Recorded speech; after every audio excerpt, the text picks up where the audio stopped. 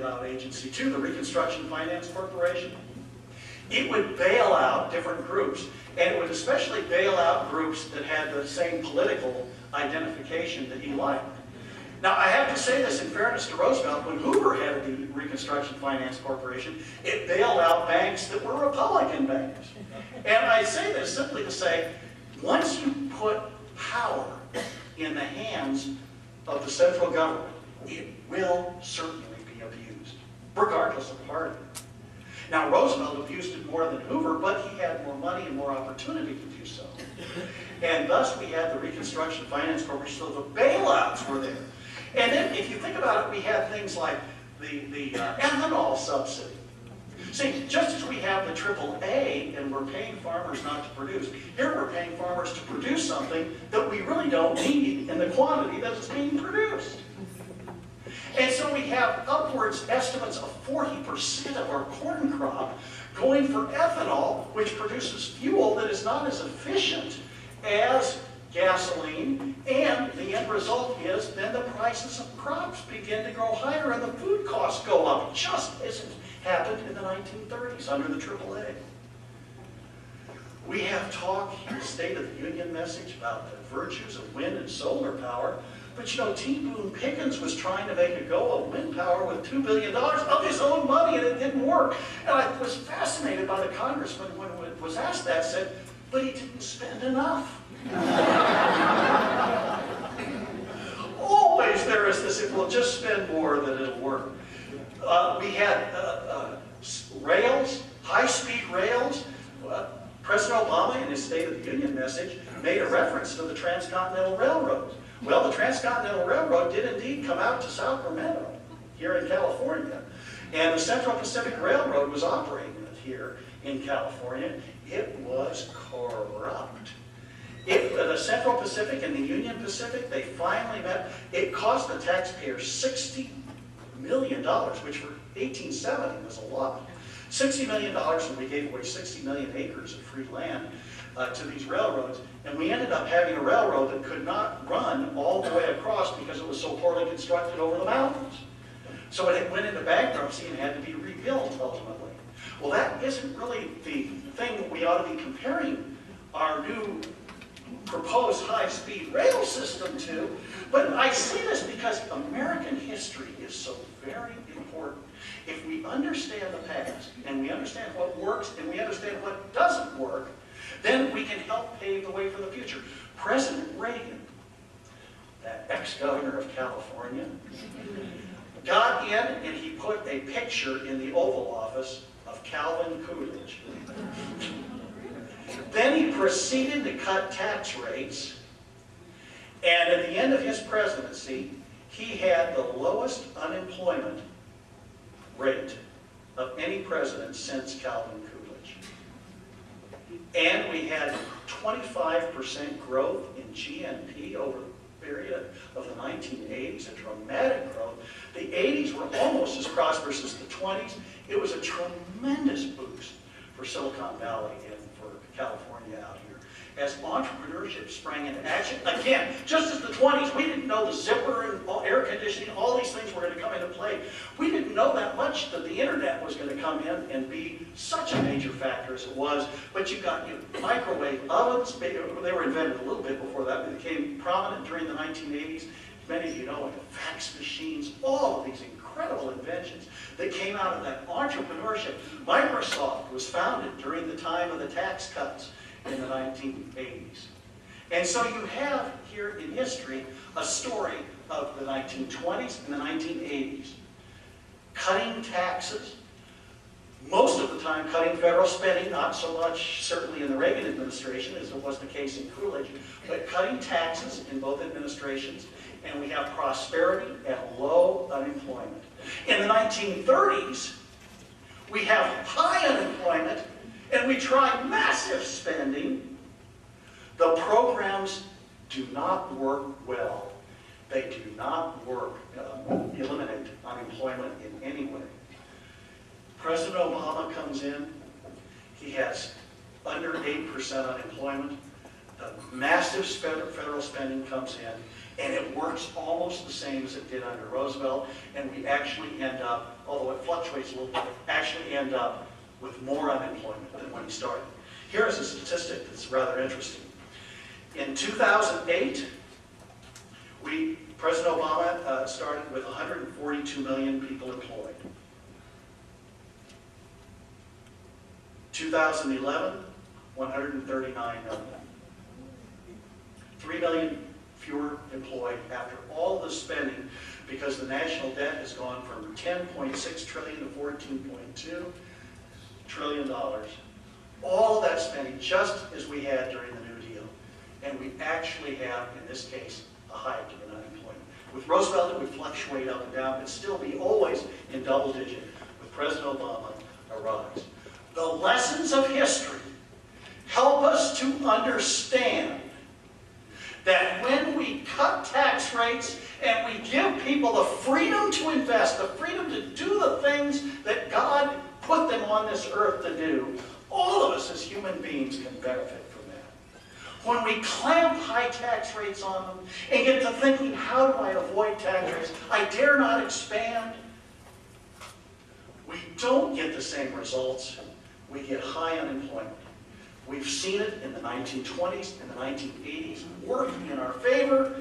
We've seen it in the 1930s and in the last 2 or 3 years work against us. Ladies and gentlemen of the Conservative Club, you are people with a cause that has the force of history behind it, the force of common sense, and the case for freedom is a mighty case. We are making it today. Thank you for coming.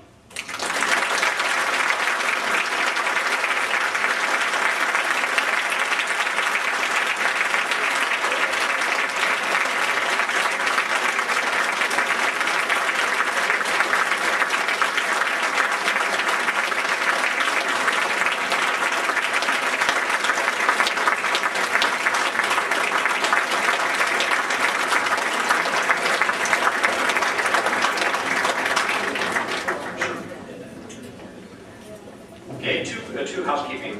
Number one, we're going to take Q&A over here. And we have quite a crowd here tonight. So I'm really going to encourage you, questions only, no speeches. We already heard a great speech.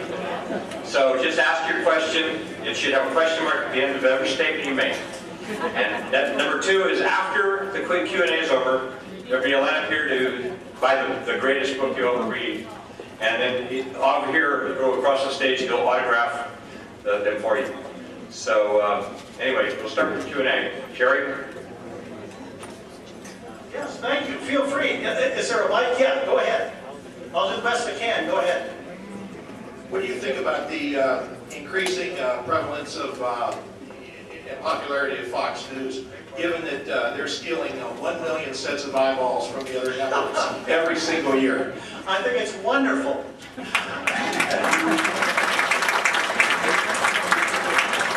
Anita and I often talk about this, how different it is having access to a network that wants to cover both sides of the issues and gives a proper airing to both sides of the issues. And yes, it captures viewers. You know, we find this at Hillsdale College. How many have seen Imprimus? We produce a product called Imprimus. Oh, that's great. We have had a similar growth since 1996 in the people who have subscribed to Imprimus, because once these ideas are out there, it seems as though people say, I don't know if I accept all this, but I want to hear more about it. In Primus, we have articles by leading types of speakers, sometimes people who come to campus, on subjects of the day, whether it be healthcare, sometimes historical subjects. And we have copies back there, which you're welcome to take free of charge. And Fox News, Imprimus, things that talk about these ideas that we're talking about tonight, spark an interest, because there is that within all of us that yearns to be free and believes that in a free society, everything can be done. Nothing is impossible. Go ahead. Dr. Folsom, thank you for your speech. In reflecting on the boom in the 1920s with refrigerators everywhere, or the boom in the 1980s with the internet and computers, what do you say to people who say, well, all well and good in the 20s, 1920s, as long as the Navy develops refrigeration and develops air conditioning in the teens, and all well and good for computers as long as DARPA invents the basic technology of the internet, and as long as NASA develops the basic technology for the integrated circuit. All well and good for entrepreneurs, but we need government to invest in technology. How do you answer that question? Yeah, that sounds like when Al Gore was inventing the internet, right? No, I think that's a good question. Actually, I want to make this clear. The federal government was using, I want to go back to the 1920s, was using the air conditioning, but they had nothing to do with inventing it. Willis Carrier, it was funny because Willis Carrier invented it, and he was not really trying to invent it. And he had no connection with the Navy. But he was not even trying to invent it. What he was trying to do was he was hired by a printing company because they had printed leaflets and pamphlets and they had newspapers, and the print would smear, you know, when you stack it up, and they hired him to reduce the reduce the humidity in a room so that the ink would dry more quickly. And so he did that inventing, and he began to realize when he did that, was reducing the humidity, that he also was creating a cooler air. And he thought, if the opportunity ever happens that I can then put that into practice, I'll do so. But you know what? There occasionally is the armed services will have need for these products and will further their development. There's no question about that. But I think, for example, in the case of the zipper, even though the armed forces did use the zipper, by the way, they did. They were one of the first ones to use it because they used it for zipper belts for soldiers. So on a Saturday night, if they got drunk, they wouldn't lose all their money. Even though the Army was using that, consumers were using it too, and it would have become popular in any case. Yeah, thanks for that question. You spoke of Obama's policies being a mistake because of a lack of his knowledge of history. Knowing Obama's history, I believe that he is not making mistakes, that he's doing it intentionally. What do you think? You know, I think it's interesting because you have two views here. One is that he just really is almost intentionally undermining the country, and it is interesting to hear that.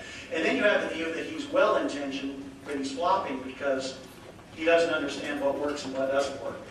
I approach this, and I do this with my students. We have to assume the best intentions on the part of people who were argued against. And so I think we have to give him the benefit of the doubt that he's trying to do good and is failing. That may be wrong, but I'm saying with students, I say this especially with my students, let's assume he's trying to do his best and evaluate, because once we do that, then we're evaluating programs on the merits or lack of merits of the program and not the personality. And that gets us thinking about ideas and not people, which I think is a productive point. I'm not ruling out that there could be something sinister going on here, but I'd like to start with the assumption that he's well-intentioned and his projects, he's failing, and what we need to do is show that there are better ideas out there. If he won't accept them, elect people who do understand those better ideas, and then change public policy. Thanks. I think that one of the most harmful effects of the long-term remnants of the New Deal was the outcome of the Wickard versus Filburn decision. And I was hoping that you could comment a little bit on that, and maybe on any chance of a new challenge to that. But, you know, the crazy thing is that's still in place, really. Wickard, the question is on Wickard versus Filburn, which was decided under Roosevelt, and it was another Commerce Clause distinction. And in this case, a person was being convicted for growing wheat on his own land that he was consuming because it affected interstate trade. And that's a really stretch. And we've seen with the healthcare decision that was just decided in Florida by Judge Vinson, that he's saying that inactivity does not constitute something that is viable for a decision for the federal government under the Commerce Clause. And so Wickard versus Filburn was a bad treatment of the Commerce Clause, and we're seeing a similar abuse of the Commerce Clause with the health care bill. And hey, maybe we can settle this and get the Obamacare declared unconstitutional and get Wickard versus Filburn declared unconstitutional at the same time. That would be wonderful. Thank you.